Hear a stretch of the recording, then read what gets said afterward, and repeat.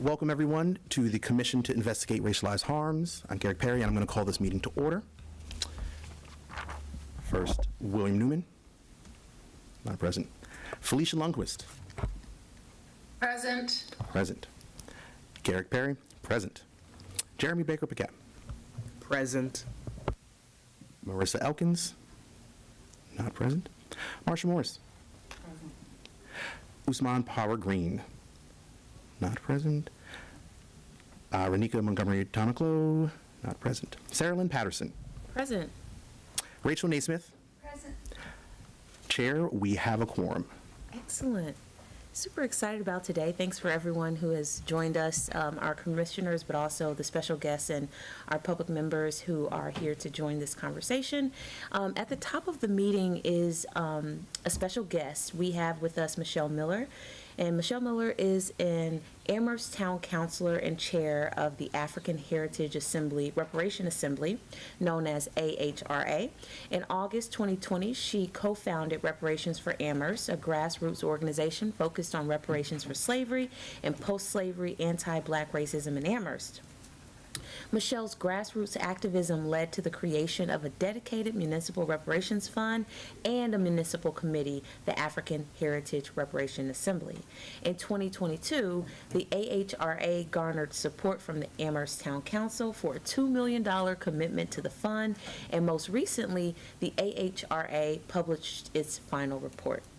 Michelle is also involved in efforts to facilitate local reparations initiatives throughout the country and to move federal reparations legislation forward. Michelle is a proud mother of 2 teenagers, a licensed real estate broker, and a mindfulness educator and researcher. I'd also like to mention that Michelle Miller has recently been awarded an award from the 3rd Annual National and Local Reparations Conference that was held in Evanston, Illinois recently. I hope that everyone will join me in applause and welcoming Michelle. These questions, and I'm excited about our conversation. So, Michelle, please. Can I just ask, are we going to have a public comment? It's going to be after Michelle speaks. Thank you. Yes, we will. Thank you. Yes.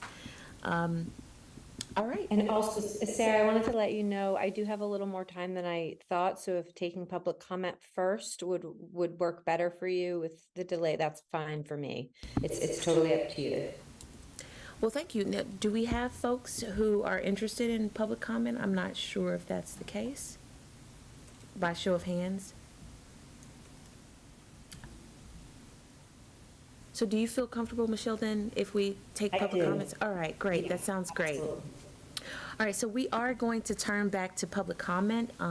Please, C.R. Cosby, I acknowledge you. Excited to hear you speak. Hi, good afternoon, everybody. Hi, Michelle, and everybody there. So I just wanted to, first of all, my name is Kiara Cosby. I am here as a concerned citizen, of course, and also on behalf of my family who has owned a business in Northampton for the past 25 years. WEID, which is the only Black-owned radio station in New England. And so I'm here, of course, on behalf of my family, just also to share some comments with you all, some information that just from having, watched some of your previous meetings and just wanted to help just support your process in any way that I can. So I first want to say I'm very appreciative to the NRC as well as to Councilors Perry, Elkins, as well as Jamila Gore for pushing this effort forward in Northampton.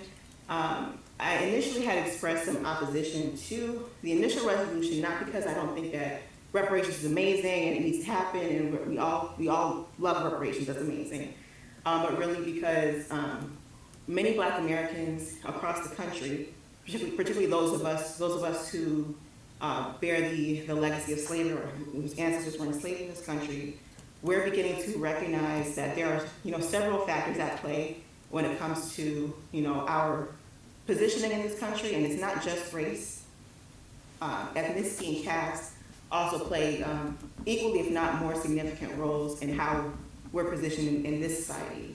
And so I do want, reparations efforts to look more into that issue as far as caste and, when you're designated a slave, and that's the very bottom rung of society, And then we have a failed reconstruction process where their descendants are never fully brought out of that condition. We still bear those bad descendants of slavery, so to speak. And so when these reparations efforts pop up across the country, there is often some opposition from people in the grassroots to these processes when they're focused on race, because it's like, we want you to take into consideration the full scope of our experience and the harms that, we've suffered, which, goes beyond race, although race is obviously, critical to that. And I also want to say, I'm trying to get as quick as possible. I have my notes listed out. So part of why it's so important is because Black Americans explicitly, the ethnic Black American population, we're recognizing that we are one, a distinct ethnic group. We have a distinct condition in this country, a distinct genocide in this country as well. We meet, all of the qualifications, so to speak, for genocide as the United Nations defines it. From killing members of the group, mental and physical harm to members of the group, creating conditions of life intended to bring about our total destruction and harm of the group, preventing births within the group, transferring children of the group to members of another group. All that has been happening historically to us and continues to happen. And so we definitely meet those criteria. And so we want to really see, when we talk about harm, in terms of genocide and really the gravity that has. And also one of the most, I think, egregious manifestations of genocide, and I would say probably one of the most insidious, because it tends to fly under the radar because most people are really not even considering or aware of this, and I was not either until I began to look more into it, is the fact that our government at no level actually identifies us as a population. Those of us whose ancestors were enslaved in this country, we're not documented as such, meaning there's literally not a single statistic to actually either enumerate our population, tell you about our homelessness, our incarceration. There's literally not a single statistic. And the closest thing that we actually have is the racial category Black/African American, which our government officially defines as any person having origins in any of the Black racial groups of Africa, which can, is very broad, covers a large swath of humanity, and it does not really speak to our unique situation and experience. And so there has been a process and a movement going on across the country to actually petition our government to actually officially recognize us as a population. And so the Federal Office of Management and Budget has been undergoing a process to revise Statistical Policy Directive 15, which creates those race and ethnicity standards. And so you will see, if you look into some of their initial findings, based on public input, is that descendants of U.S. chattel slavery, ethnic Black Americans are actually seeking a special designation to actually begin to gather those statistics and have data equity, because how can you repair harms that you can't fully quantify with no numbers? And so in the few instances where there has been some level of data disaggregation, for example, the Color of Wealth reports, which Dr. Sandy Garrity was a part of that research project. They surveyed different cities across the country, and they found that those who are, they called us U.S. Blacks, are in a very distinct economic circumstance than those from the Caribbean and other African communities. So we need to really begin to look at that, have that higher level of disaggregation when examining harms. And with that also, I do want to inform you all, if you're not aware, that there are a couple pieces of state legislation to pay attention to with that. There's H3003, which is an act ensuring equitable representation in the Commonwealth, and that is actually seeking data disaggregation. The only thing with that bill, though, is that the ethnic Black American population is the only Black group that is not being disaggregated through that legislation. Other groups are. And also there is H3921, which is an act to cure us of the liabilities that ultimately restricted equity, which is a state reparations bill that Rep. Brandon Fluker Oakley has sponsored. They actually had a hearing on it this afternoon in Boston. That bill is looking at that distinction for descendants of slavery, American freedmen. And so I would like to encourage anyone in the public as well as the commission to support that legislation and just show your support for that. And if anyone would like to send letters of support, they can send those to michael.musto@mahouse.gov. And I think that's all I was going to say today. But thank you so much. I look forward to being an active participant in your process, and thank you for listening to my comments.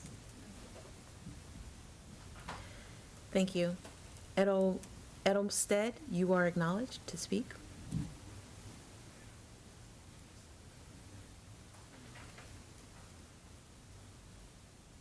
Thank you, thank you. My name is Ed Olmsted and I live in Florence. I'm watching tonight because I'm speaking because I want to let you know who I am watching in, and I'm watching because I'm interested in the work of this commission and learning more about reparations, and especially to hear your thoughts and feelings and approaches to this work. I appreciate that the Northampton Reparations Committee brought the proposal to form this commission to the Northampton City Council. I strongly agree with their advocacy for this commission to be made up of at least 50% black members and to take up leadership, the commission to take up leadership on exploring and making recommendations on reparations. I've been to a portion of 2 of your meetings, and I admire your seeking guidance on and collecting facts from a wide variety of resources about reparations and current and past racial inequalities and wrongs. I also find it refreshing to see strong representation in this group. I find it enriching to have a variety of people, and too often this representation is missing from so many other groups that I take part in. In addition to the studies, papers, and collection of data, I believe the personal, professional, and community experience you as black members bring to this commission are invaluable resources in grounding and guiding this work. Thank you to all the commissioners for serving our city, and I believe it's work that's going to make our city better and stronger. Thank you. Thank you so much. Oops. All right.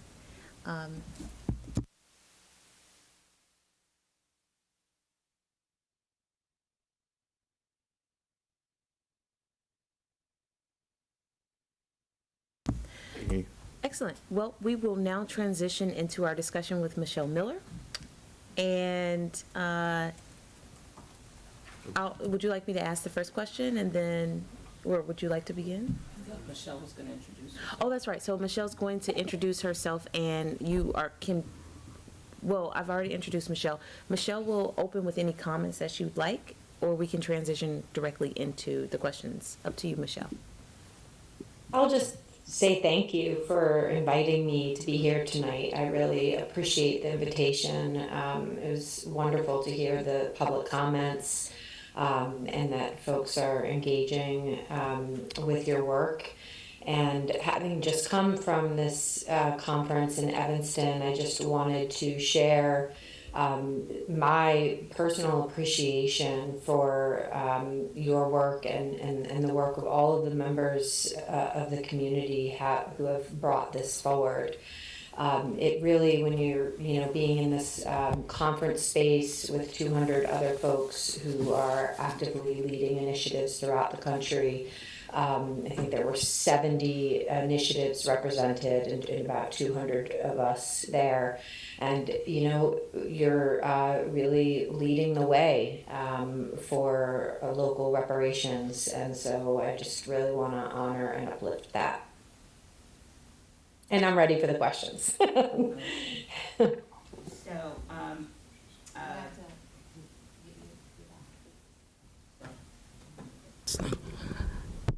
Good evening. My name is Marcia. And Michelle, we have, as a committee, 4 central questions that we would like you to consider, and please take them in any order that you would like. In what ways will legal counsel benefit the work of CIRH Commission? You can ask one at a time. That's fine. Okay. So, do you have any thoughts on that? Yeah, thank you. That's a great question. And I did have the opportunity to look at all of the questions, so I know some of them work together. And I will say that, the sort of legal implications are very critical. And in some ways, I think because this is really trailblazing work that we're doing, and from state to state, the laws vary slightly or entirely, depending. And I think that really getting a grasp from legal early on in terms of what the town or what the city of Northampton, excuse me, will provide is very important. We began our work early on with a legal opinion from the town attorney, and that definitely helped to guide us in our work. And in fact, we are awaiting another legal opinion that is in response to our final report. And I'm really looking forward to sharing that with you all, because since we are in the same state, I think much of what has already been produced and what will be produced in the next legal opinion will hopefully be able to guide the work that you're doing. So I do think it's a very important component to understand what the legal limitations are and to help you to develop recommendations that will fall within the legal framework and perhaps even to challenge that legal framework. And I think that that's what we're seeing, you know, in Evanston for certain. There were certain legal issues. Recording in progress. So in Evanston, there were legal issues that did arise as they began to distribute their reparation benefits. And I think they've really pushed, you know, the limits in terms of, receiving the legal opinions, but also proceeding with their work. And there will always be challenges as we do this work. So I hope that answers the question. I know there was a second question, but I'll wait for that to come. That was later. by what means did the AHRA procure legal counsel, recruiting counsel, and costs of retaining counsel? Yes, so we received our legal advice through the town's attorney that the town uses for a variety of matters, KP Law, and that legal opinion can be found in the appendix of our report.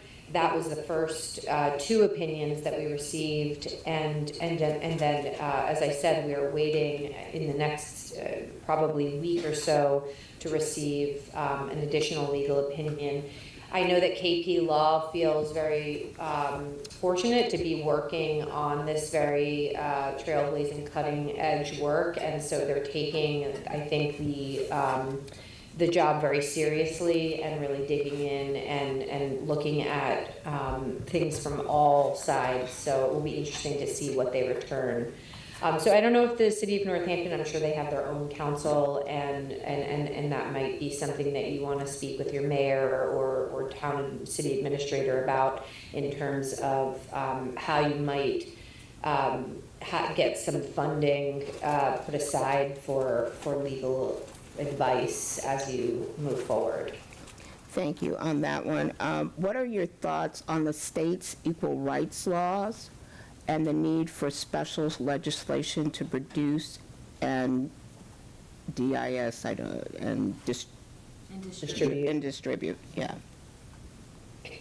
Yeah, that's the primary focus of the first two legal opinions that we received, was exactly around this piece of whether it was legally allowed for the town of Amherst to distribute reparations on the basis of race. And I think it would be really interesting, if you haven't already read that, to take a look at it.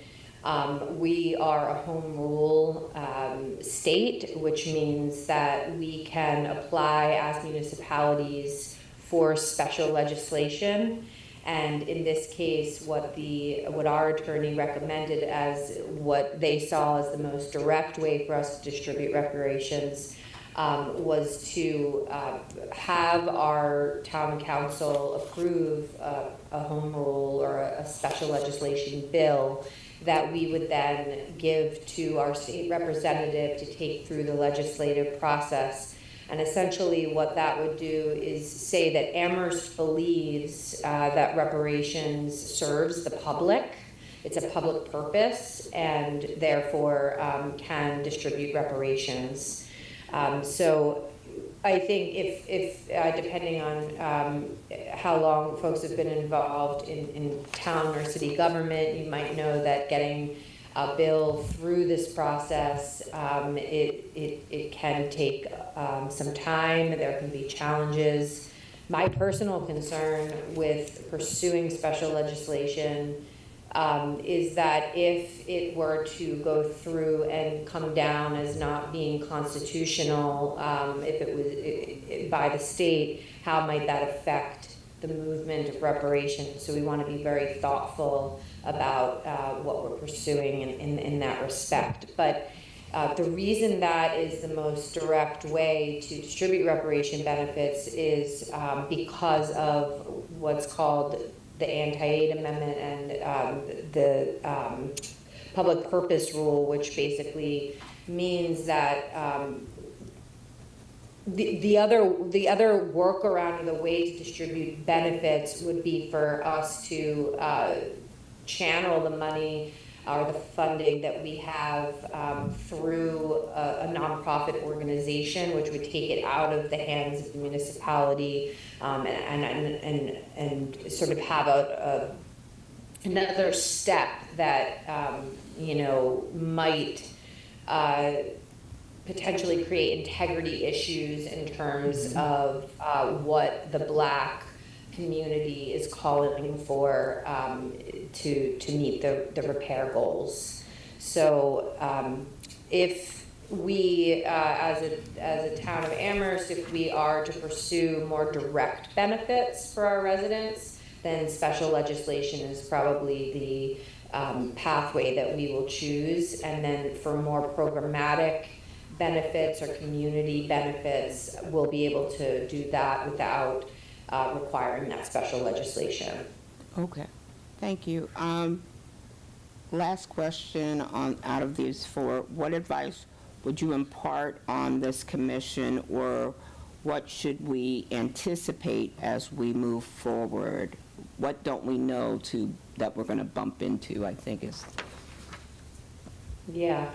Well, I think it's really an evolving space, and as Kiara was talking about, there are state bills that are being discussed in our state and other states. There are various federal bills that are being proposed.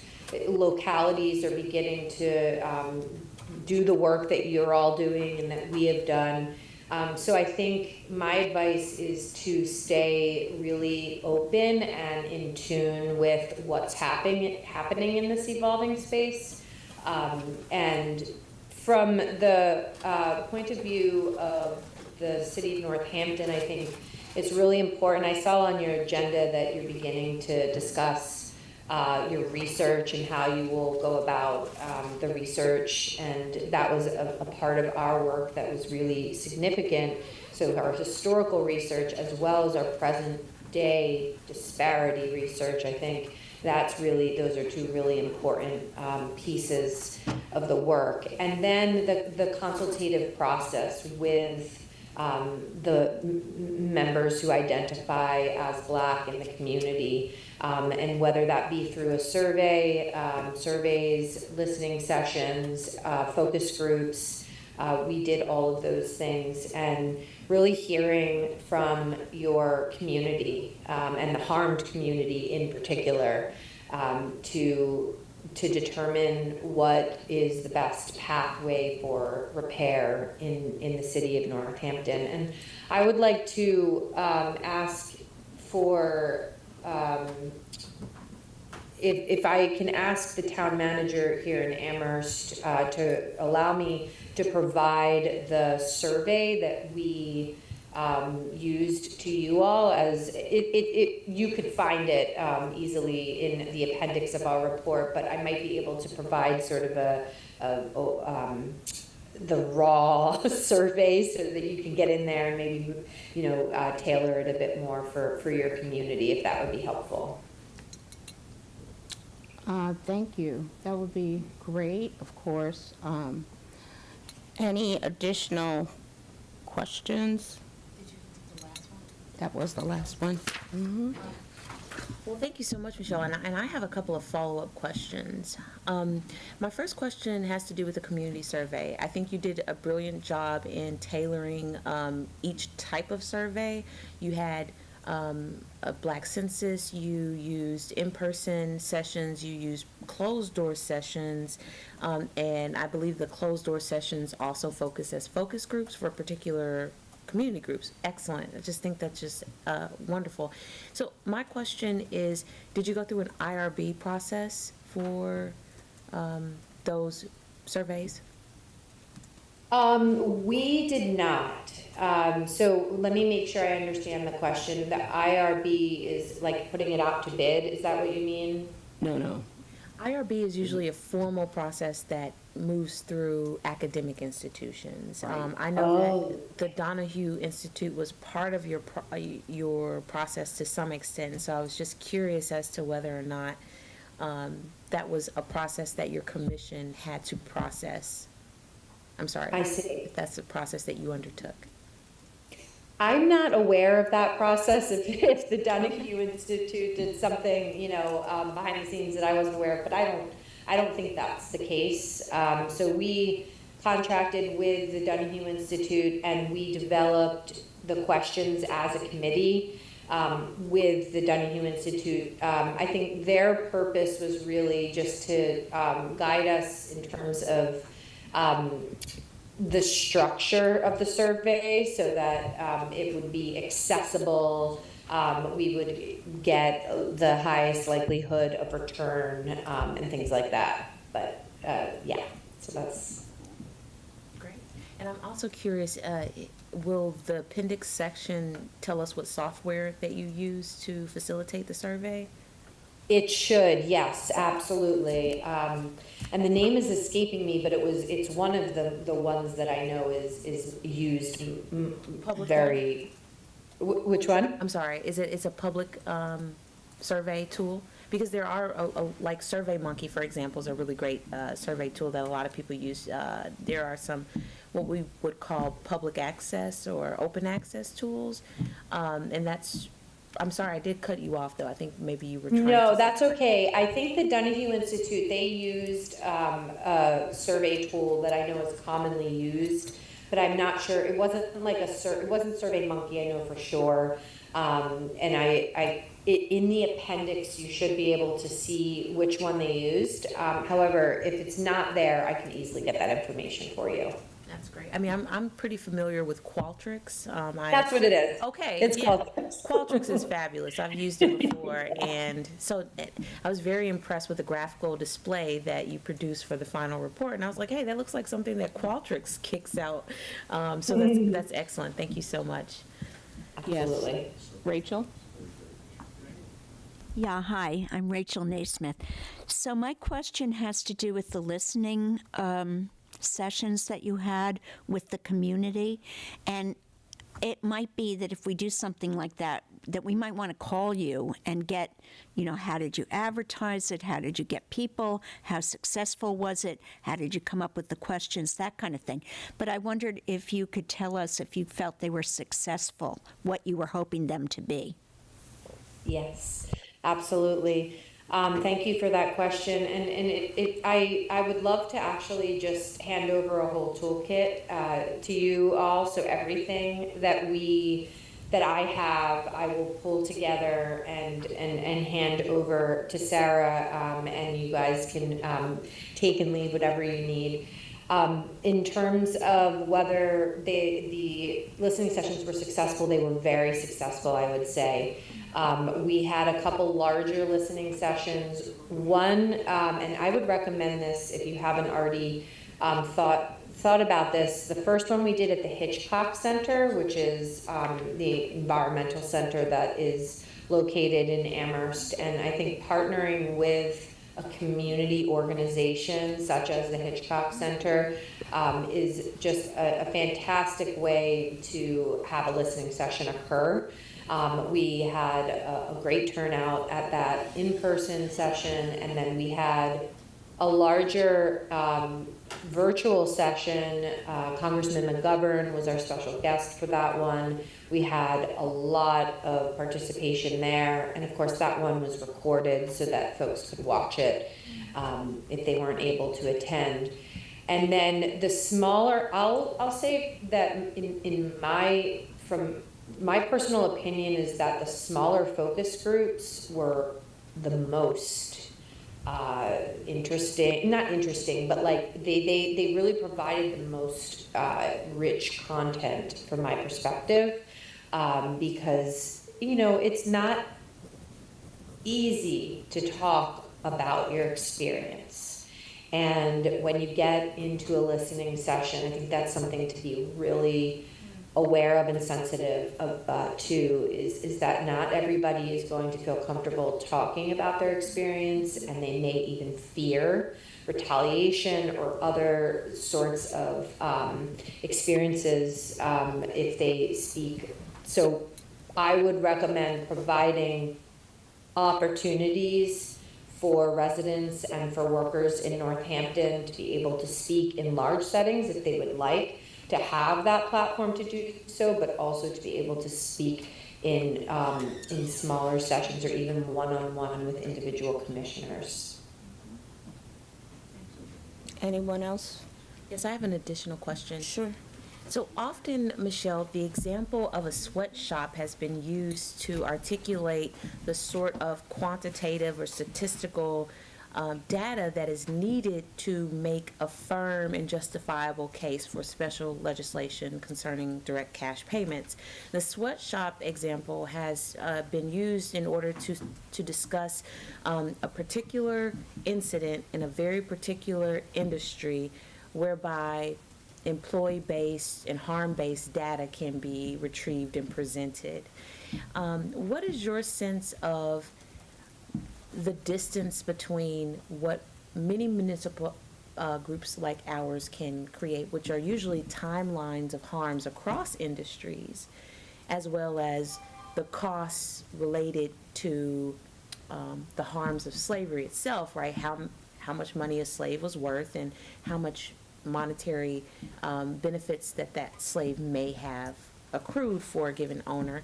Why is the timeline as well as stats on slavery not permissible, do you think, at this moment? That's a good question. I'm not sure I'm going to have a good answer. Yeah, I'm not, I guess, I'm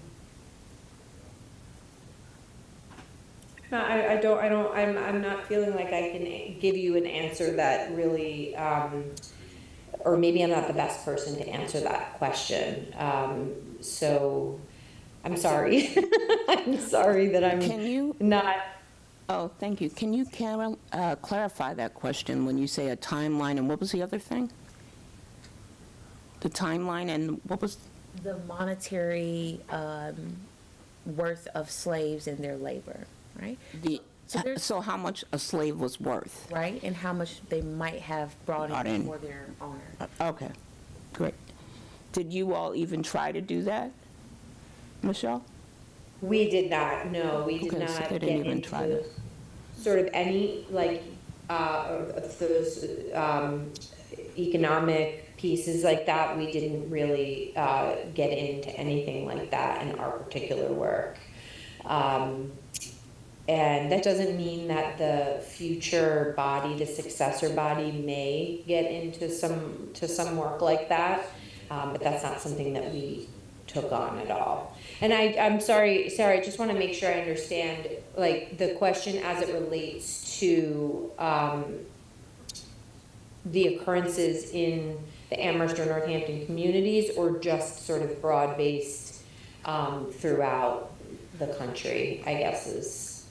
Well, I suppose my question had to do with if we believe we're going to create much of the same sorts of data that you have, right? Timelines of historical harms that begin in the 1700s and stretch all the way to the 2020s.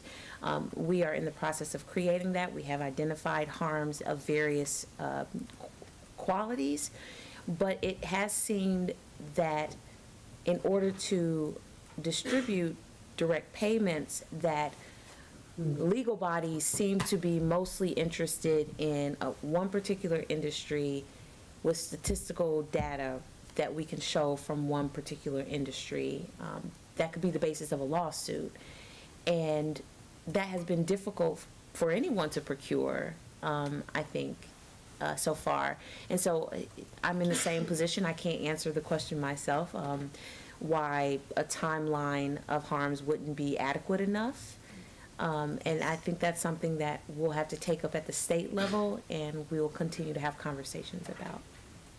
And I do think that the California Reparations Task Force, in their report, may have addressed that. Exactly. Yeah. I was gonna So say that's that. where I would point you to for that, yeah. Excuse me if I interrupted, Simone. Unless there's any other pressing questions, and we can always send you a question, right, Michelle? Great. Please, I want to be a partner. I want to be here to support your work, and I'd be happy to answer questions, send along documents, materials, and come back anytime that you might see a need. I have one more question. Sure. Did you guys have to pay for the rental space for your listening sessions? That is a great question. We did not, and that's why I really recommend finding a community organization that believes in your mission, that has a physical space, and asking them if they would be willing to offer that space for the listening. Thank you so much. So we have a lot to get to, which we're not going to be able to get to all of. So with that, I would like to say thank you, Michelle. Is there any? Thank you. We'll be in touch with you through Sarah. Thank you very much for your time. Perfect. and Thank you very energy much. And waiting Wish for you the us best. to get the quorum. Thank you so much. Okay. Okay. So the next question that we were going to discuss is reparations versus redress. Given our timeline, it doesn't seem like it's realistic that we're going to get to this. I would like for us to talk about the master list of research areas and Okay. then reserve the last 25 minutes for educational programming. Okay, so why don't we advance this to the January meeting, the discussion on reparations versus redress, and we'll just take that out of there? All right, great. So why don't we go right into the master list of research areas? Right. So I wanted to do a few things with this conversation, but I wanted to start with something brand new, which was an area of research that we haven't talked about, some additional points that we can add. One thing that we hadn't talked about last month was local churches. I'm very much so interested in if we have a black church in Northampton, and what qualifies as a black church in Northampton. And it seems the best way to start this is to, one, have a full list of all the churches that are here in Northampton, churches and synagogues and temples, and other religious spaces of worship. And then to contact the churches and see if we could get some kind of demographic overview of attendance. Now, we know that everybody doesn't collect demographic information about their own bodies, right, for churches. But again, I've been saying this repeatedly, is, you know, in the absence of data, if we ask a question about data and we find that there is no data, there's always the opportunity to say, can we start collecting data on this? And this is one of the comments that Cosby suggested earlier in our public comments session. And so, does anyone have a sense of if there are black churches here? If there is a black church here that you would name? I've tried to check around for a black church. I haven't even heard of a black church in the area. Felicia? I don't know of Northampton. I can tell you because I was a member of the AME Zion Church in Amherst, which is the African Methodist Episcopal Church over there. But I am not familiar with any churches in Northampton at this time, currently, that identify as African American or black. Where is Felicia? She's speaking through. I live in Northampton. I'm sorry. Where does she, where's her picture? Where is she? With the hat, I have the, here, let's see, I can let me see, let me get this so you can see my face here. Oh, there you are. Okay, hi, Felicia. There you Hello, are. y'all. Hi, how are you? Yeah, I'm doing well. Oops, I see two myself. That's interesting. Now, there's a church that is unmarked that is next to Northampton High School. Has anyone seen that church? The one that's closed, you mean? That's a Catholic church? It's close. It's right next to Northampton. Yeah, it's closed. I saw people coming in and out. I don't think that church is open anymore. It's Yeah, like because service during the winter months, it's like all snow, and yeah, it's not an active church, if that's what you mean. That's what I was asking, but I did see a population of black people moving in a small group, but I was like, oh, is that a black church? But I see that's not the case. Rachel? Yes, Rachel. My question is, what would be the purpose of going down that road since we have so many other things that directly show, income disparity, housing issues? I'm just wondering what you had in mind in terms of what that would give us. Right. So part of our mission is to articulate, yes, racialized harms across time, but also to articulate the present condition of things. And so part of what I'm trying to do with organizing our master list is to be able to separate a list of research queries that have to do with the historical trajectory of racialized harms, and then just a simple overview of what's happening right now. What's the state of Black Northampton, Black NoHo? And religious life, community-based life, social life for Black communities has conventionally run through the Black church and Black churches. And I thought that it's worthwhile for us to ask questions about this.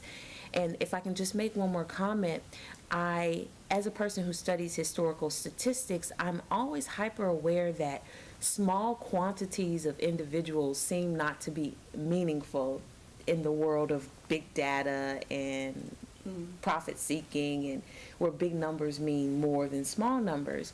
And I want us to reverse that trope. So if there's one Black church member, right, in a Black church, that's meaningful, right? And we want to understand how membership in community organizations are constructed by race. I thought it would be worthwhile. And can I actually, Dr. Patterson, add something to that as you share that? I think about also the economic I'm sorry. Hold on, there were like hands that went up in here. So Oh, go I'm ahead. sorry, I can't get my hand up fast enough over here. Okay. Oh, it's okay. And I'll let you go, Felicia, in a second, but is that me? No, I'm sorry, that might be me. I'm sorry. Yes, that is me, sorry.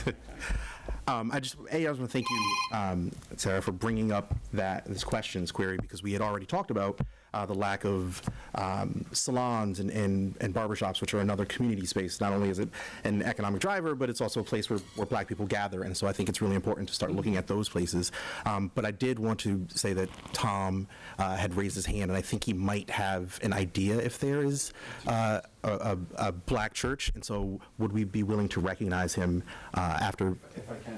Absolutely. Please join us at the table. Felicia was going to go first. Yeah. Oh, Felicia. Yeah, Felicia. Would you join us, Tom?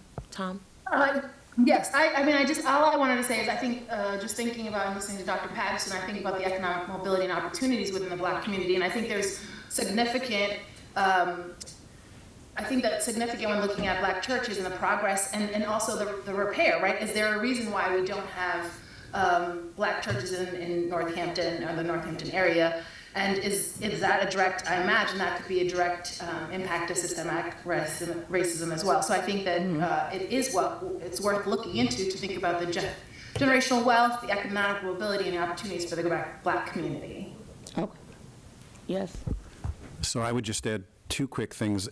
Amherst has two Black churches, Hope and Goodwin, so that's a community that's actively supporting its Black churches. Well, the Black churches are supporting themselves I don't know if they've studied that in Amherst, the history of those churches and how they came to be and how they're faring at this point. I know the congregations are small. But the other big thing for supporting what Sarah brought up is to look into the degree to which the churches and synagogues and mosques, there isn't a mosque, I don't think either, the churches and synagogues have been welcoming or not to black people, or actively preventing black people from coming, or actively pursuing black people. As a member of the Unitarian Society for many years, we had a thing called Journey Towards Wholeness, of trying to inculcate a different culture that would be more welcoming, like the Unitarian Society has done with LGBTQ people. And it's had mixed results. So I think it would be really fascinating to see what other congregations are doing or not doing currently, and even maybe at least as interesting historically. What have they done to be welcoming to black people or not? Or actively kept black people from becoming members? Or not doing it actively, but subliminally or unconsciously? That would be, I think, really interesting for this city to reckon with.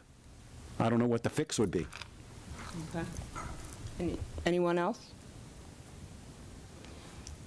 Just a thought about, I hear you around the black church issue. I think that one of the, and I sent you an email about this, the area of research that I'd really like to focus on is the Reconstruction and emancipation. You know, the law as it was written for emancipation, I know that it was an additional amendment to the Constitution. And so I really think it's important that we get some thoughts from a constitutional law scholar and see if someone has really looked, I'm sure there's somebody in the country that's really looked at Reconstruction, and see what the policies and the laws that went with Reconstruction, and to look at whether or not, because if we want to, like what someone said, focus the person who did the public comment, if we want to really look at harms that we can then trace clearly, and what has been traced clearly before in this country has been through law, and less through even policy. And there may be something there in terms of Reconstruction and how Reconstruction played out in the North versus how the Reconstruction played out in the South, and how were those laws interpreted? Because it seems to me that's where the racism starts. It's in how laws are interpreted at the local level. Even if it's a federal law, it's coming down to how it gets actually put in work at a local level. And that's where we might find that there could have been Jim Crow stuff going on right here in Northampton. So, because remember I said to you, there's this weird thing about the fact that most black people were pushed out of Northampton into the Florence area. And there might have been a law or some way that was done legally. So that's something that I'd like us to, if you could put that on the list, because we keep talking about an attorney, but we only talk about it as it, like they did, they just look at the state and the city and get a legal opinion about the city.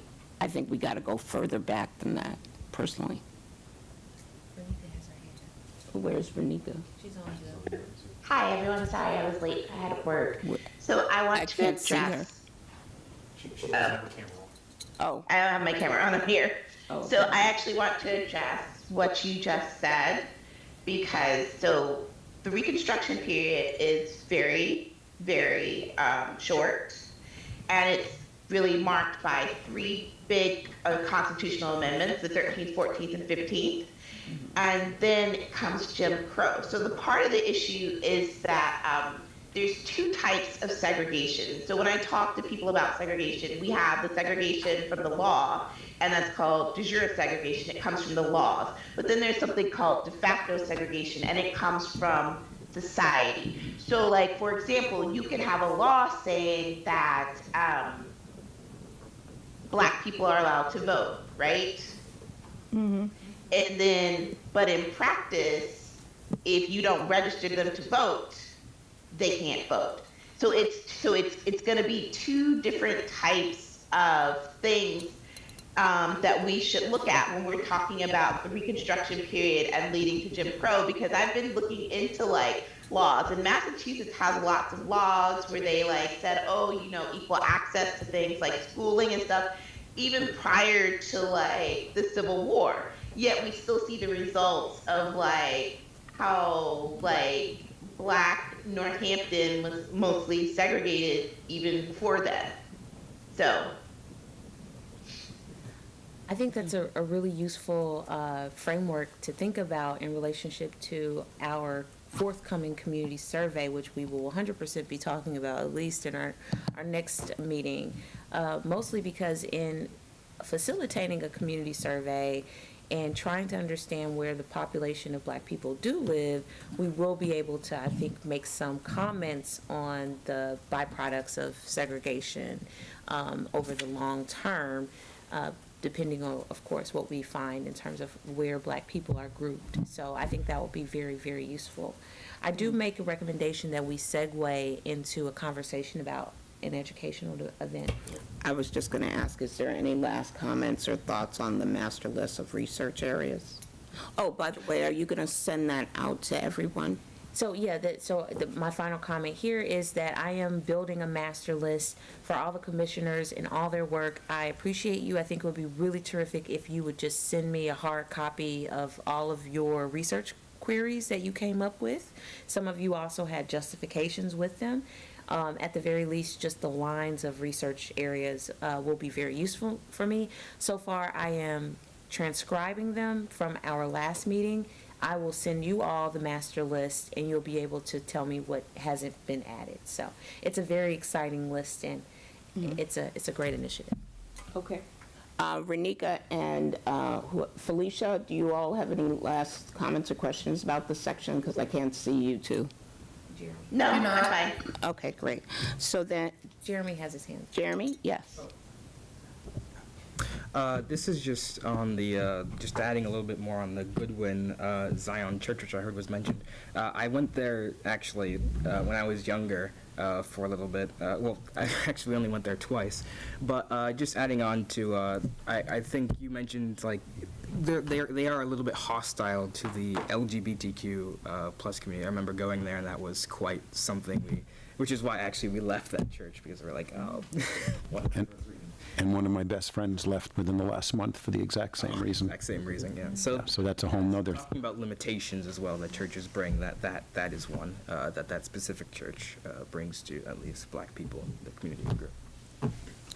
Thank you, hon. Okay, so we're on to educational programming with the Northampton Reparations Committee. We're very excited to have Tom Wiener join us. He is a co-founder along with Sarah Weinberger of the Northampton Reparations Committee, which got started on its work back in 2021. We have them, this group, to thank for helping to accrue public support. And we're very much so interested in collaborating on a community event with the awareness that we don't have a budget for rental spaces. This is a point that we just discussed. So, the CBI Synagogue has a really terrific, self-driven, self-motivated reparations program that they are initiating related to Black communities in Springfield, and we're really interested in whatever they have to say, right? We want to be students to their work and bring both this body and the NRC and that body together, and so we are looking to Tom and the NRC to give us some direction on how we might get such an event on the program I would love for this to happen in February at the latest, really. I think February is where we want to start. Right, thanks for inviting me. Appreciate the invitation. Numerous thoughts. Obviously, I've been thinking about this for a long time, especially since the webinar that we had probably a year and a half ago when we had huge attendance, and I don't know whether there's thoughts already if it's in February, especially with winter. of thinking about a webinar or a Zoom event, because the possibilities of weather being a factor, and we had, I think, a couple hundred people at least came. It was really successful. I don't know if some of you might have been there as well. I'd love to coordinate with NRC and CBI and this committee, and it's probably, commission, I mean, it probably requires a subcommittee of someone or more than one person from here, whomever the people you've already, are already at CBI, and some people from, I think there are 4 at least of us left on the Northampton Reparations Commission who've committed to continuing the work, especially in this education realm. So first thing would be, is there someone from here that wants to work with someone from us and someone from CBI on an event? And then I guess the other big question is, what would it look like? I think we're coming up, just listening to you tonight, there's a huge component of education that's needed and lacking, talking about Reconstruction and Jim Crow and de jure and de facto segregation. Those are all things that would need to be in an event to educate our community about why reparations are critical at this time. So I'd love to see that happen. I would love to work on an event. I just can't, I have a big event coming up in February. What campus? College campus? I can do it. You mean College Church? Is that Renika? That's awesome. Yes. Okay, great. Can we also acknowledge Sarah Lennox, who's a member of the NRC? So Sarah Lennox, if you would like to speak, you can speak. Is Sarah on the, She's online?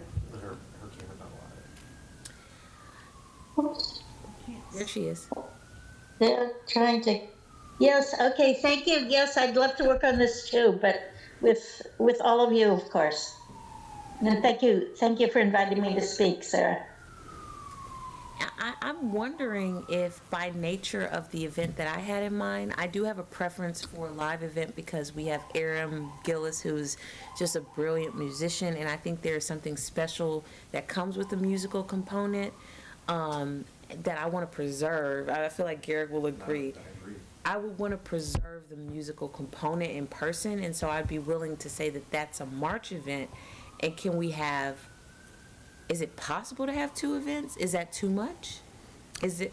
I don't know if anything is too much until we sit down and talk. I think it's a great idea. I would say that I just did a hybrid around the war in Ukraine in October, and we had 40 people at each part in person and 40 people online.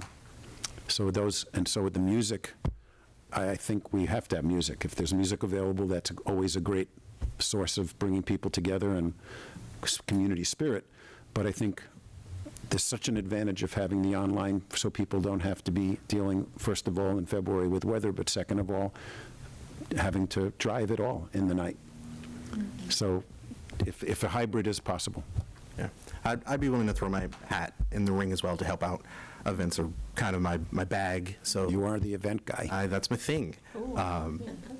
So yeah, so. I also, go ahead. oh, sorry, I was gonna also say, Forrest, I'm sorry, I didn't cut, I just wanna put my name in the ring too to help in any ways that I can support. So that's Very cool. Very cool. So, So it's Felicia, Renika, and Garrick. And Sarah Lennox and myself and the CBI people, you got a serious committee. I'm sorry, go ahead, hon. Could you elaborate more, at least, I'm quite new to this event thing, as, the layout of this event, what it would consist of, what, the questions would be, and I guess who would be on these events in general? Sure. I mean, I can tell you what we did. I can tell you what the next one's going to look like, but it could be modeled on it because it was so successful. We had presentations by Usman was one of the panelists. John Berkowitz was a panel. Andrea and Andrew. And Andrea Vazian. And they were fantastic. They gave presentations at the beginning of why they believed reparations for Northampton was critical. I think we had it as why reparations, why Northampton, and why now? Those are the 3 questions. Oh, yes, okay. And some of you may be remembering now, coming to it. And so each of the panelists addressed one of those questions at a time. We had 2 or 3 rounds, and then there were lots of questions and comments from the audience of many people. I think that's the quickest version, rather than getting into what the content of what they said was. I think they did coordinate with each other so it wouldn't be repetitious to answer the questions with different frames. They actually sent us stuff. Each one of them had a time limit.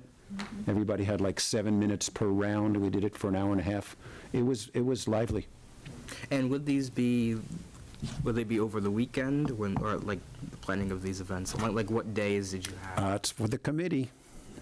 That's what a committee would be able to make a recommendation for. So we thought about those kind of things a lot. And we partnered with Forbes Library, and that's where the Ukraine hybrid was as well. And that's free. That's like the Hitchcock Center. We did have to pay for the Zoom. We paid for the room? Oh, that was the part I wasn't involved in. Zoom. So it wasn't completely free. Felicia? You probably didn't have time for people to ask questions and comment and so forth, Yeah, because... we did. We left time Oh, you at the did end. leave time. Yeah, there was Okay, good. a lively discussion at the end where they were responding. I answered a question or two. Yeah. Great, thank you. Unless there's any other comments about this. Yes, go I ahead. do have one. So I wonder if that event can happen in March, and then in February, we should try to line up a focus group. Is there an African American group here in Northampton that we can ask to have a focus group event with? And NRC could be one of our co-sponsors, and we can do that via Zoom, but it would be a focus listening event. I just feel like if we're having a public listening session, that first one should be in a physical, in-person space. And you guys agree with that? I'm not against it. I think if I would add that you and I went to the first one at the Hitchcock Center together, and it was powerful, and it was in person. It was in person. I support that totally. I'm not sure. I think it was in reaction to the February, saying February. Like you said, by the latest February, and February is a tough time because of weather. True. I think it's the reason why he was saying webinar. Well, I was suggesting that our first listening session be in February with a focus group, which is a closed listening session. And then we would have our CBI event in March, and then we would start having, this is a debate we should have, because we have a report that's due in June. Well, we're not, happen. Oh, no, That's it's a not- preliminary report.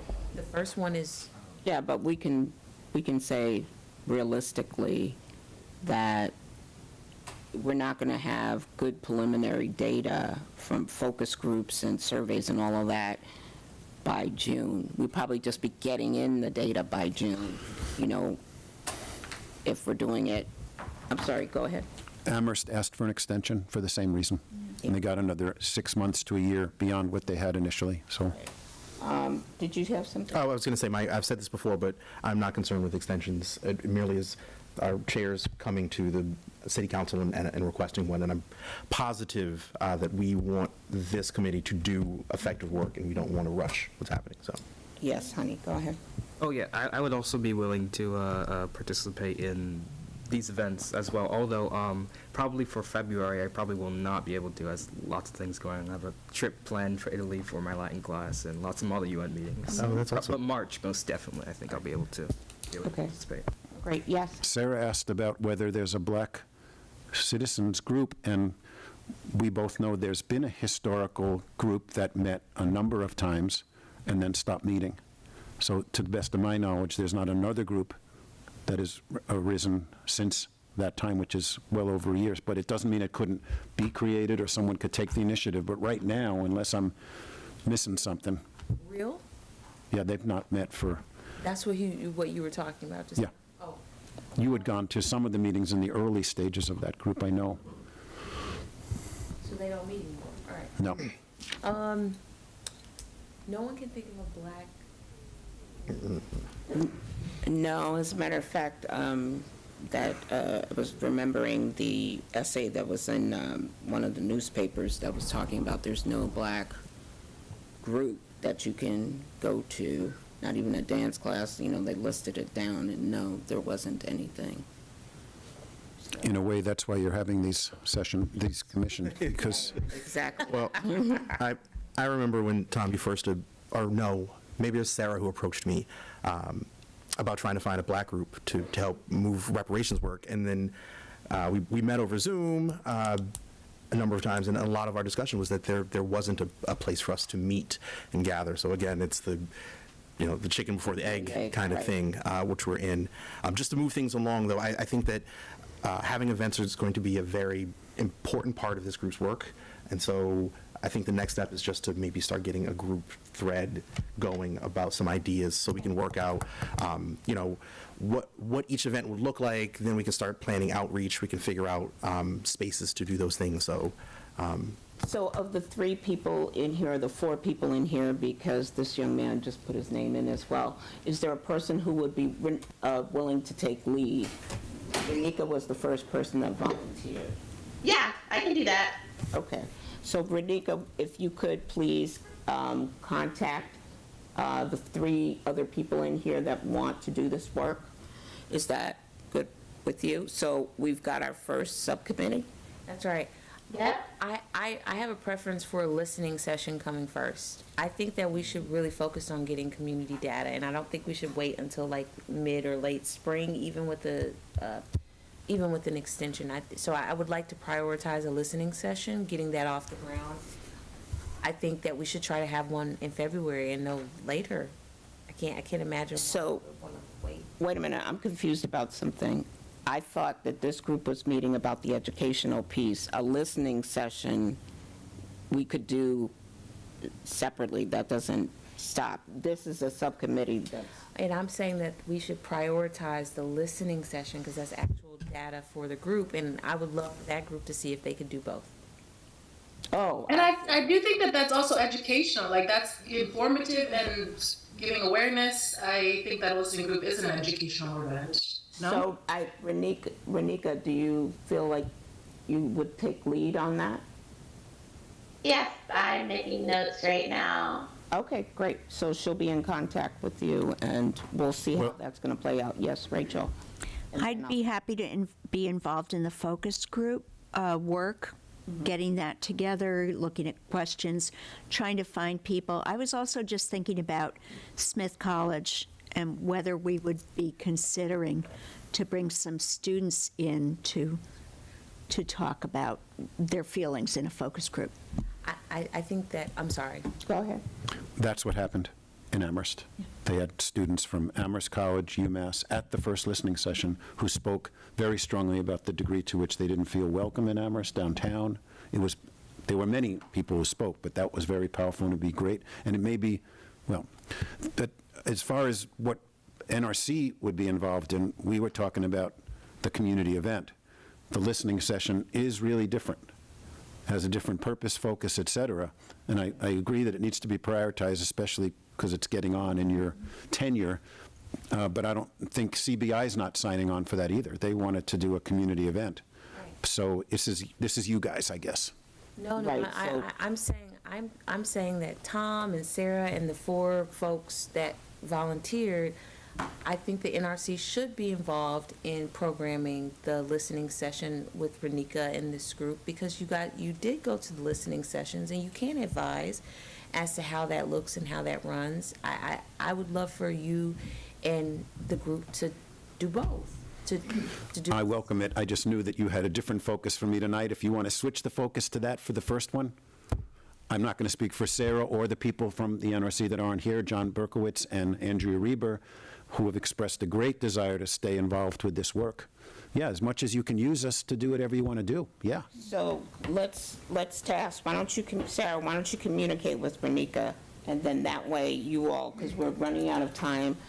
Garrett, go ahead.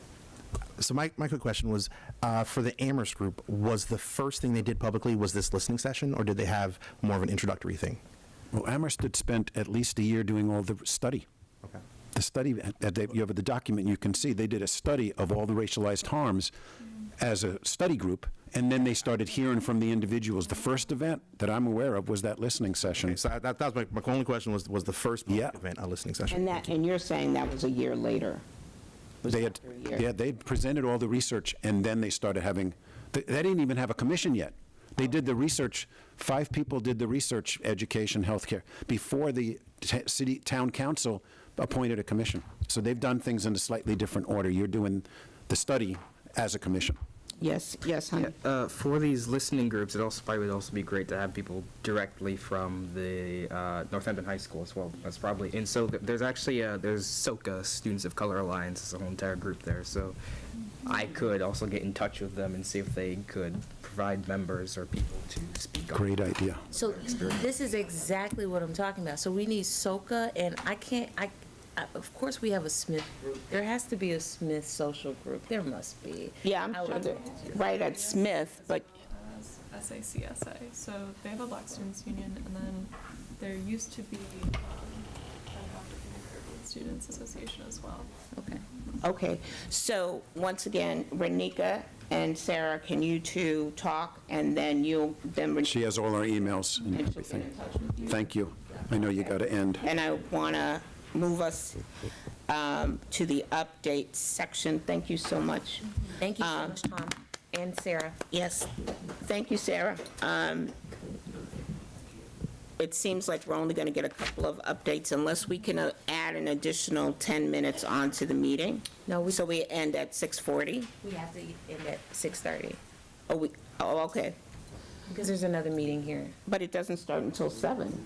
Yeah, we have to get Okay. I have to leave right at 6:30 probably, so I don't Okay. know. All right, that's fine. Okay, so we've got about less than 5 minutes for an update. Go ahead, Sarah. Sarah? So I'm super excited to invite Matt and Aaliyah, who's joining us as our administrative assistant to our meeting. She will be with us. You can see it's over my shoulder.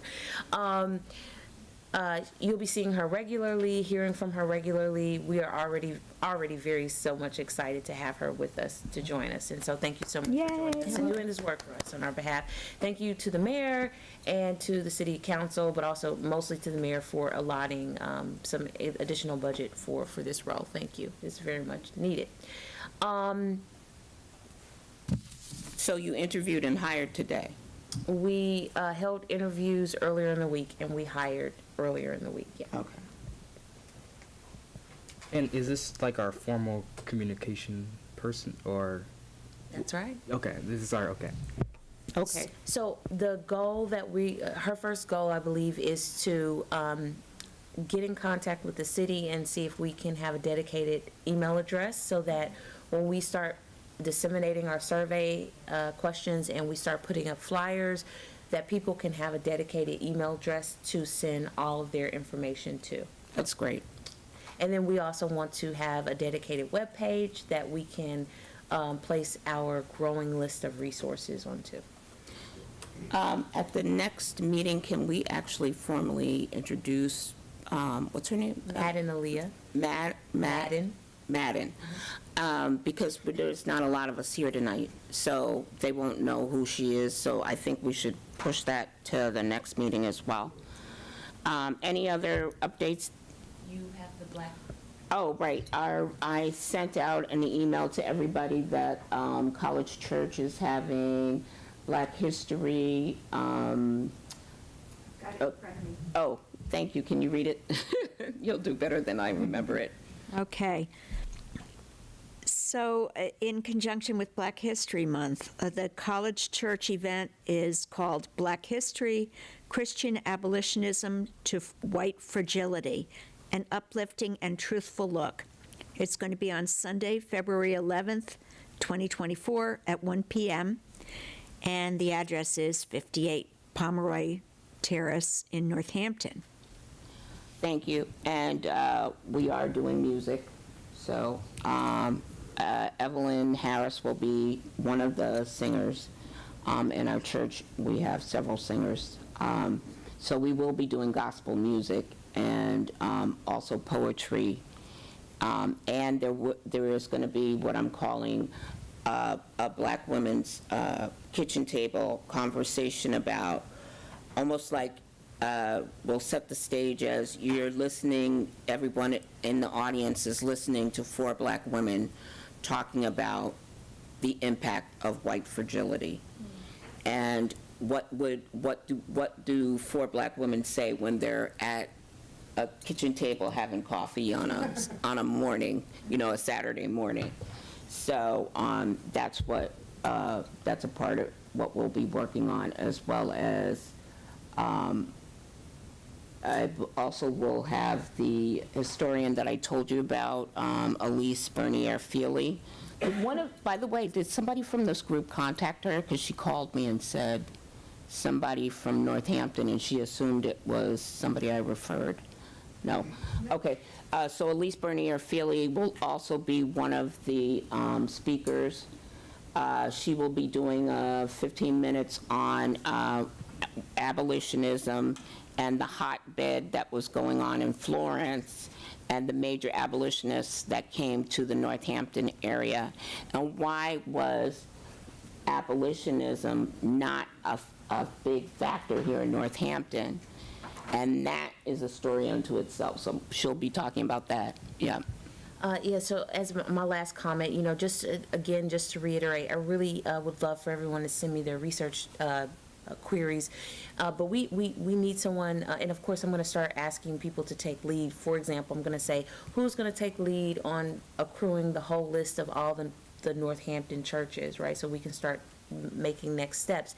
And then Rachel, I'm going to ask, you may not want to do this, but someone should keep up with all the events that have to do with racial justice and African American folks in the past 3 to 5 years, right? That needs to go into our report, because we have this growing list of events. Some get publicized in the newspapers, some on social media, but we need to figure out how to, put them all in one place.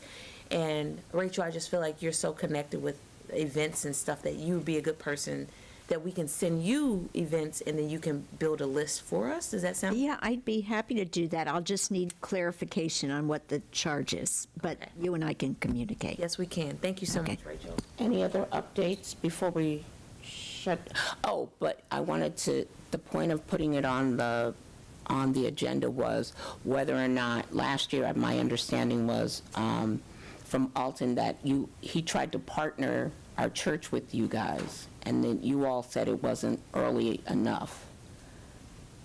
Alton tried to partner with the NRC, the Northampton Representatives Committee. Yes. And then we said that we didn't have enough content ready. Is that what you mean? I thought you all knew, so maybe, well, it would be good if we could get this person from the Human Rights Commission. Is that going to have a vacancy ever going to be filled? We are interested in that being filled, but it has to come from the Human Rights Commission. Do they know somebody? Currently, the Human Rights Commission cannot meet. They do not have enough members, but we are working on changing that, so it's a priority. Oh, okay. So then there's no way to partner then with, is there a way to partner with the Human Rights Commission? With you guys? Currently, I would say no. Okay. But hopefully by the next meeting, there will be an update on that. Okay. And what about with this team? Do you all want to, I guess, I don't know how we would partner. Why don't I call you? I'll call you directly. I actually asked you to send me your phone number. Oh, one thing, could we get a list of everybody's phone number and emails sent out so I can put it in my book? And I don't have to be searching around. That would be helpful. I'm doing that, and then I'll pass it to her, and then she'll. Okay. Okay, yes. All right, great. Any other updates? Renika and, oh, go ahead. Oh yeah, just one thing to add to the, we had that list of harms that we wanted to investigate. One that I just thought of was discrimination, at least in healthcare, access to healthcare service and requirements and all that. That could be another thing we can investigate as well. Well, that's Access to what? Healthcare. Healthcare, health coverage and insurance. Right, okay. And one thing, okay, and so no other updates? Okay, great. Do you want to call the adjournment? I make a motion to adjourn. I will second that. Second. I'm going to call roll. Bill Newman, not here. Felicia Lundquist. Yes, I second or agree or ready to go. Yes. That's a yes. Gary Berry. Yes. Jeremy Baker Paquette. Yes. Marsha Morris, Yes. Renika Montgomery Tamaclo, Yes. Rachel Nesmith, Yes. and I also agree that we should end our meeting. Thank you so much. Wonderful job. Just great. Thank you, Thank you. everybody. See you next month.